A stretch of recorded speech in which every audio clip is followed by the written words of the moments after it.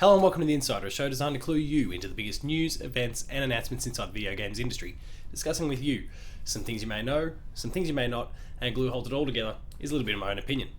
My name is Paul James, thank you very much for watching, and let's get with our episode.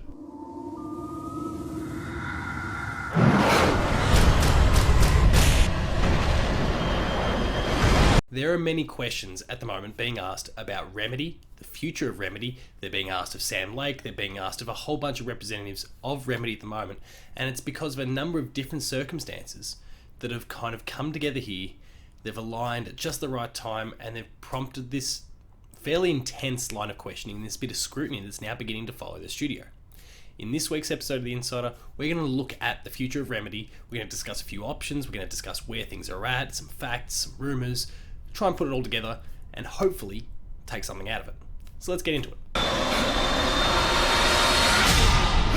Remedy is a very talented studio with a very broad, fantastic, brilliant catalogue of games that they've developed over the journey. The likes of Death Rally, Alan Wake, Quantum Break, and of course they were the ones that brought Max Payne to the world. Rockstar's taken it in recent years, but they were the ones that created Max Payne in the first place. Questions are being asked, there's a bit of speculation floating around. There's reports that PlayStation are looking to buy up studios, and that Remedy, the developers of Alan Wake, are amongst that short list of studios that might be on their list. Now, it doesn't mean that anything's coming to be. There's apparently been some conversation that's taken place between them. Maybe that happened, maybe it didn't, but we know that PlayStation is looking to recruit studios. They've made that quite clear in the last few days. And as such, Remedy's name is being brought up, given their now purely independent nature that they've picked up in the last 18, 24 months.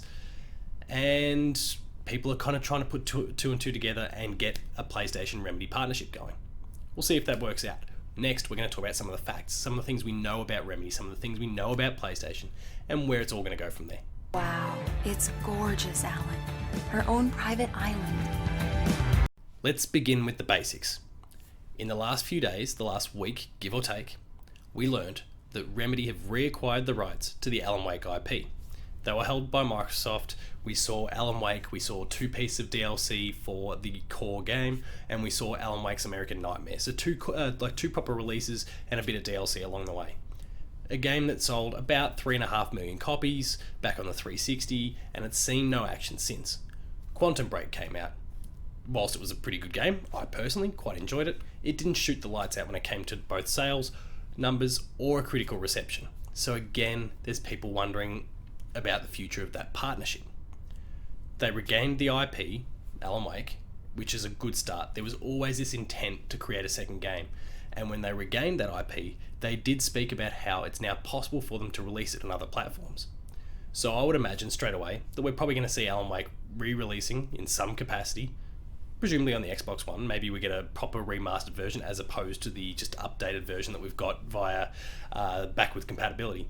But we might also see it on the PS4, maybe even the Switch. That's a great start for them. But they are working on other projects as well. They are responsible for Control, which is it's sitting just below most people's kind of line of sight at the moment. Control is a great looking third-person action shooter. It's very much in the Remedy wheelhouse, and it's coming out next month. Go look up the game if you're not familiar with it. It's really one to keep an eye out for. It's out next month, coming from 505 Games and Remedy. The other one that I think a lot of people have missed, and I think it's down to the way it was pitched by Microsoft during E3 at their Xbox conference. They're also working with, so there's Crossfire. This is a very popular Asian brand.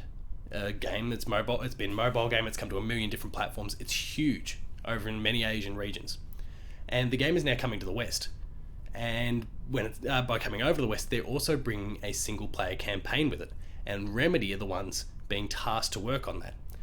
That is a really interesting factor in this whole puzzle here that I think a lot of people have forgotten. I think a lot of people are getting swept up in the whole Alan Wake scenario here, and they're forgetting, and the Control factor, which is the quite obvious one.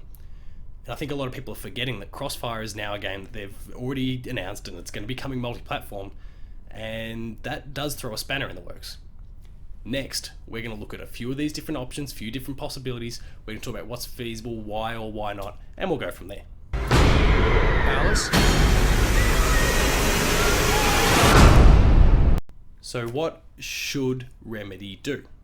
There's a few different options. The first, and it's basically just maintaining the status quo. They will remain a third party and they'll develop games for whoever they want, whether that's exclusive for Xbox, PlayStation, Nintendo, 505, whether they partner with other publishers, who knows, maybe they self-publish. There's the first one, which is just remaining as you are. And Insomniac Games, responsible for Spider-Man last year, a whole bunch of VR games for Oculus. They've got a long history. They've bounced between several different publishers over the journey. Yes, been largely aligned with PlayStation, but they've bounced between lots of different publishers. They are a great example of how remaining a third-party presence can totally work. And who's to say that's not going to work for Remedy either?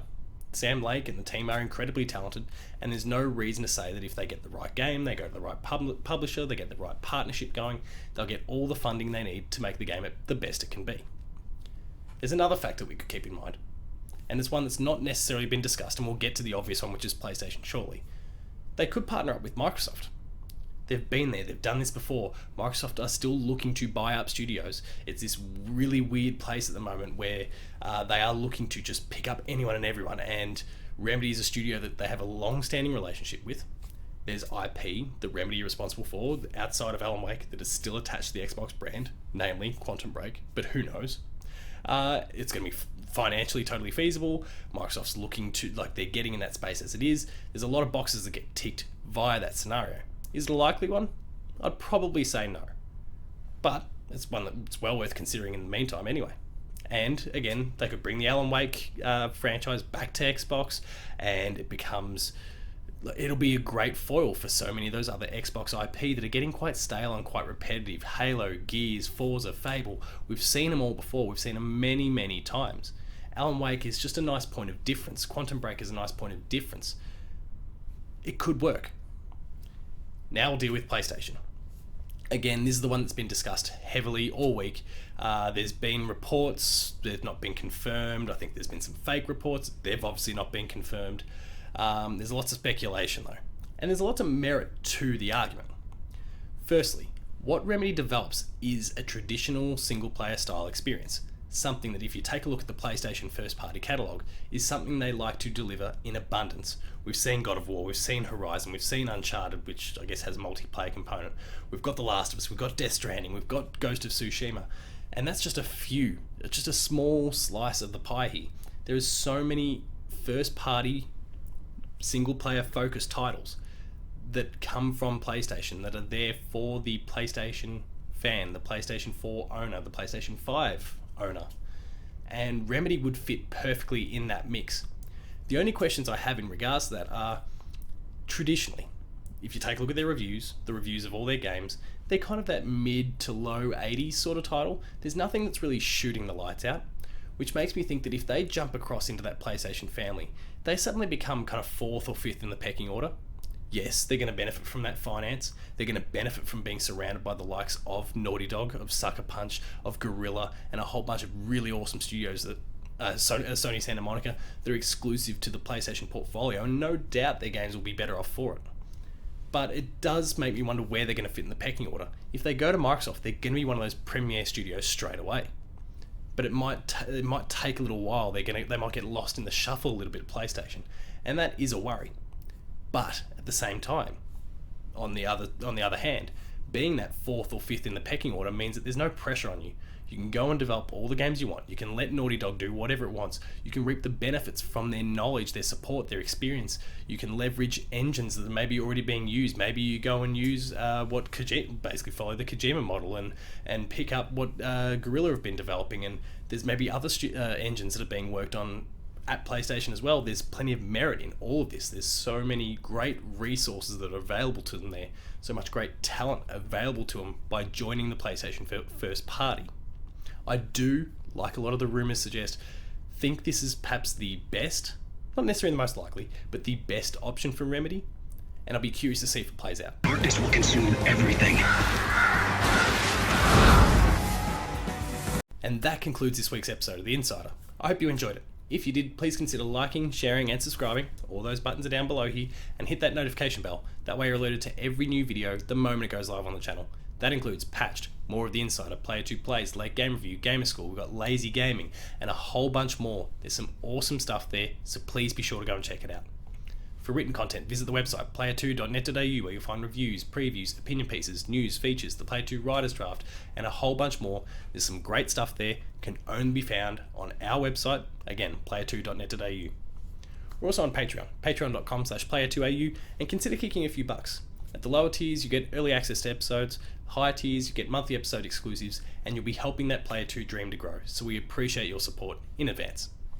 Finally, there's Twitter. You can find me at Paul James Games, the website is Player2au, and until next time, that's Remedy. Who knows what's actually going to happen? Maybe we'll be reporting on something in a few weeks, months, or years to come, but until that point, thanks a lot for watching, and I'll see you next time.